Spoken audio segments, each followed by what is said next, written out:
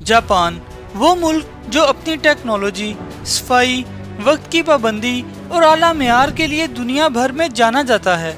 यहाँ के हवाई सफ़र को दुनिया का सबसे महफूज सफ़र समझा जाता है। लेकिन एक दिन ऐसा भी आया जब जापान का आसमान एक खौफनाक फ़ज़ाई हादसे का गवाह बना, जिसने पूरे मुल्क को अफसुर्दा कर दिया।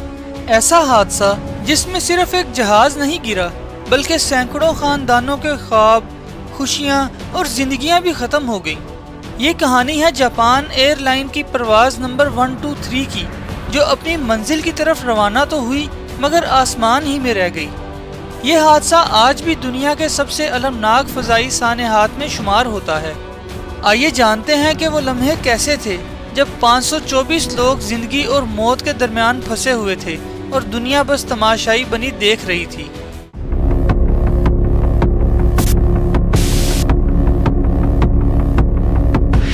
12 अगस्त 1985 की शाम जापान के शहर टोक्यो के मरकजी हवाई अड्डे से एक परवाज़ रवाना हुई। जापान एयरलाइन की परवाज़ नंबर 123 ओसाका के लिए उड़ान भर रही थी। इस तैयारे में 509 मुसाफिर और 15 अमले के अफराद सवार थे। ये बोइंग 747 जहाज़ था, जो अपने वक्त का सबसे बड़ा और महफूज तरीन जहाज़ समझा जाता था। उड़ान भरने के सिर्फ 12 मिनट बाद तैयारे के पिछले हिस्से से एक जोरदार आवाज़ आई। ये आवाज़ दरअसल अंदरूनी दबाव ख़राब होने की वजह से थी।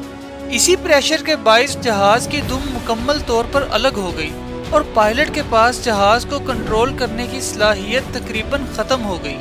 अब जहाज़ हवा में घूमने लगा और पायलट अपनी पूरी कोशिश कर रहे थे कि किसी तरह इसे ज़मीन पर वापस ले आएं, मगर दुम के बगैर जहाज़ को संभालना तकरीबन नामुमकिन था। ये तैयारा पूरे 32 मिनट तक हवा में घूमता रहा।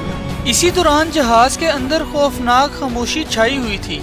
लोग रो रहे थे, दुआएं मांग रहे थे, कोई कुरान पढ़ रहा था, कोई अपनी इबादत में मसरूफ़ था और कुछ लोग अपने प्यारों को आखिरी बार लिख रहे थे कि वो उनसे कितना प्यार करते हैं। आखिरकार ये जहाज़ जापान के पहाड़ी इलाके से जा टकराया। तसादुम इतना शदीद था कि जहाज़ के परखचे उड़ गए। हर तरफ धुआं, मलबा, आग और चीखों पुकार थी।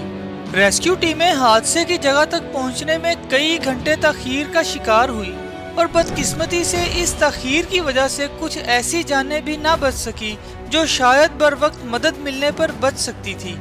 इस हादसे में 520 लोग जाँ बहक हुए और सिर्फ 4 ख़वातीन जिंदा बच सकी। उनमें से एक 12 साला बच्ची भी शामिल थी जो सीटों के दरमियान फंसने की वजह से मौजज़ाती तौर पर बच गई। हादसे के बाद जब तहकीक हुई तो इंकशाफ हुआ कि 7 साल पहले इसी जहाज़ की दुम को एक मामूली हादसे के बाद मुरम्मत किया गया था, मगर वो मुरम्मत गैर मेयारी तरीके से की गई थी। उसी नाकस मुरम्मत ने आज 520 इंसानों की ज़िंदगी छीन ली। इस वाक़े के बाद जापानी हुकूमत, जापान एयरलाइन और बोइंग कंपनी सब पर सवालात उठे। दुनिया भर में हवाई जहाज़ों के हिफाजती निज़ाम पर दोबारा तवज्जो दी गई और ये हादसा एक वार्निंग बनकर सामने आया कि इंसानी गफलत कितनी बड़ी तबाही ला सकती है। जापान एयरलाइन की परवाज़ 123 का ये हादसा सिर्फ एक सानिया नहीं बल्कि एक सबक है। ये हमें याद दिलाता है कि एक मामूली गलती कितने ही घरों को उजाड़ सकती है। 520 कीमती जानें महज इसलिए चली गई क्योंकि किसी ने मुरम्मत में कोताही की। आज भी जापान में ये तारीख आती है, लोग इन मासूम जानों के लिए दुआएं करते हैं। हम उन सब के लिए दुआ गो हैं जो इस सानहे का शिकार हुए। ये हादसा शायद वक्त की गर्द में छुप जाए, मगर जो दर्द, जो सबक इसने दिया, वो हमेशा हमारे दिलों में रहेगा। वीडियो पसंद आई हो तो लाइक करें, अपने दोस्तों के साथ शेयर करें और इस चैनल को सब्सक्राइब करें। शुक्रिया।